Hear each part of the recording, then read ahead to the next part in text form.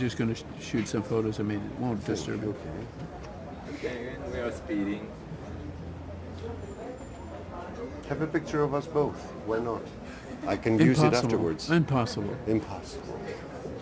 Okay. Yep. We're rolling, right? Yes, we are. Great.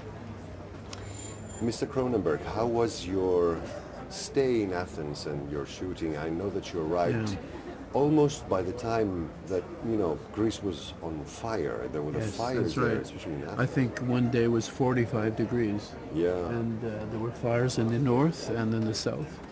And one morning I woke up, looked out my hotel window, and I could see nothing. It was all gray. I usually had a view of the sea. I could see nothing.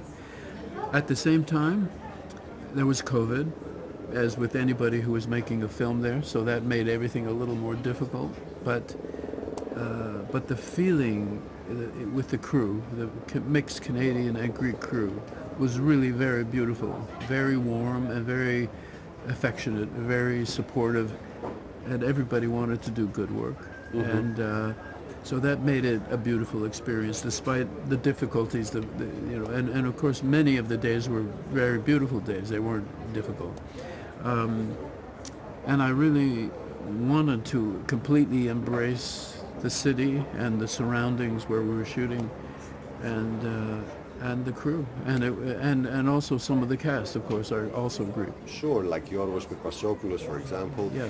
But tell me, since you make your own brand of cinema and the story has a specificity to it, the screenplay, beginning from the screenplay, how can a city like Athens become organic? What did it present to you as a gift or as a chance?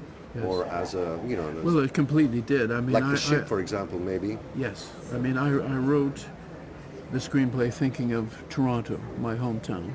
And when we had the opportunity to shoot in Athens, I thought, this is fantastic, because the texture of a city that old, and of course you had gone through the financial crisis, so there was some decay, some strange juxtapositions of modernist architecture and older decaying architecture.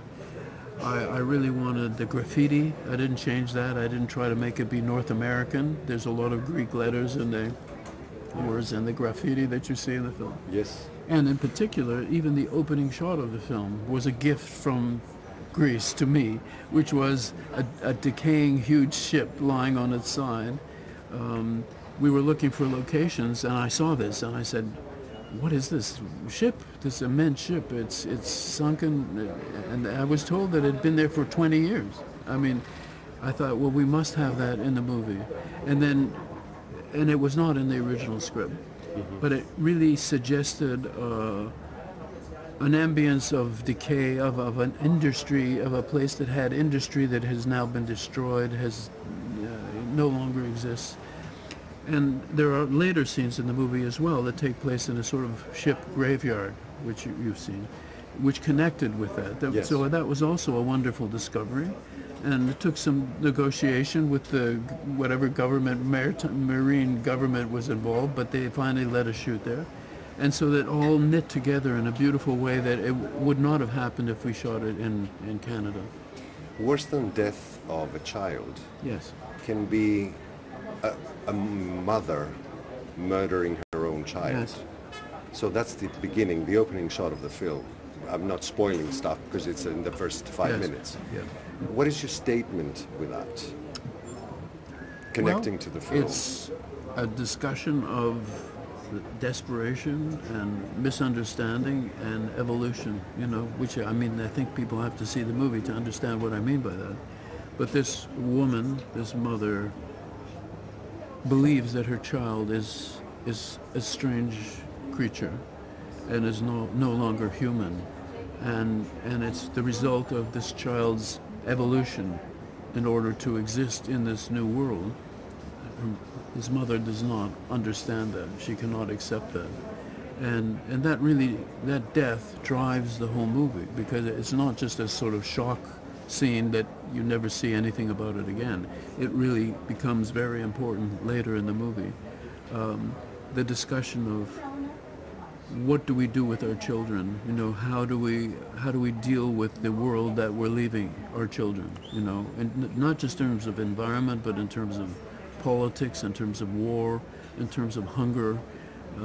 What are we doing to our children? I have 3 children and 4 grandchildren. I'm very sensitive to that, and that's why I know that the opening scene will be very disturbing to some people, even though it's not, in some ways, it's not particularly violent, it's not gory or anything like that, but it is disturbing, but it's disturbing to me too.